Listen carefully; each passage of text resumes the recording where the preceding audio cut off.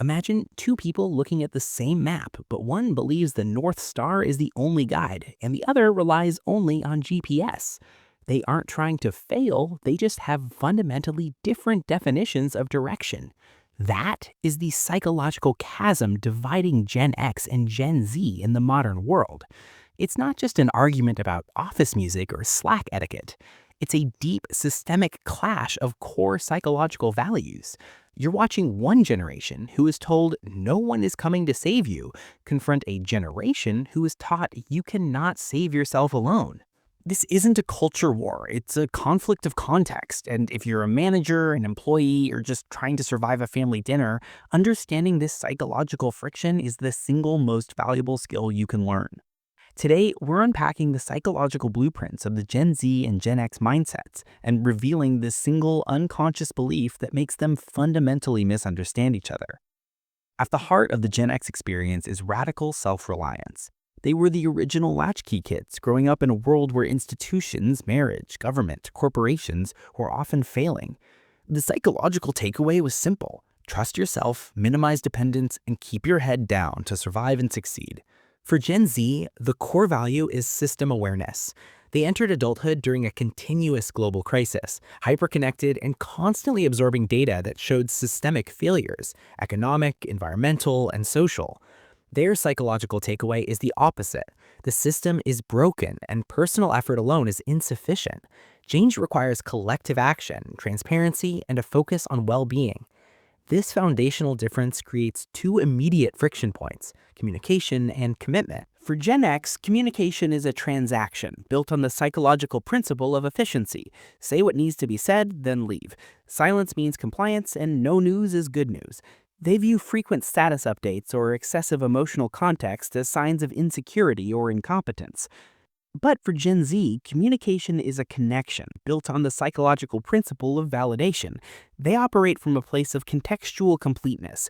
They want frequent check-ins, validation of their effort, and clear emotional transparency. Why? Because they equate quiet with absence. In a world where they are used to instant, continuous digital feedback, a supervisor's silence can translate psychologically to "I don't see you and your work is not valued." When a Gen X boss gives minimal instructions and walks away, they feel they've demonstrated trust. The Gen Z employee receiving no follow-up feels they've been given ambiguity and neglect. The result is a cycle of Gen X retreating from what they perceive as needy behavior and Gen Z escalating their need for validation. This psychological split manifests most clearly in how the generations view autonomy. Gen X defines autonomy as unsupervised freedom.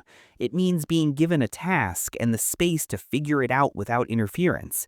If you have to ask a question, you feel you have failed.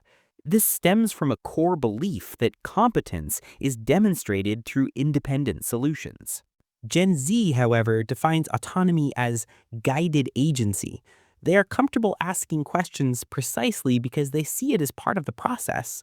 They grew up in a world of tutorials, co-creation, and shared learning. Their psychological approach is competence is demonstrated through effective collaboration and continuous improvement. When a Gen Z employee proactively asks for a step-by-step checklist, the Gen X manager interprets this as a lack of self-starting initiative. The Gen X manager expects the employee to figure out the how and instead sees a demand for micromanagement. Meanwhile, the Gen Z employee is trying to practice psychological safety, asking for clarity up front to prevent a larger, more stressful failure later. The psychological gap between Gen Z and Gen X is simply a difference in their ingrained threat response. Gen X sees the threat as dependence, and their psychological defense is solitude and efficiency. Gen Z sees the threat as systemic failure, and their psychological defense is connection and transparency. The solution isn't to change their core values, but to adjust the communication interface. For Gen X, practice explicit validation. Spend 60 seconds providing clear, positive feedback before any correction or new assignment. It's not coddling, it's the specific currency of competence for this generation. For Gen Z, practice structured independence. When you ask a question, frame it with your own proposed solution first. I think I should do A, B, C, but I'm worried about D. Can you advise on D?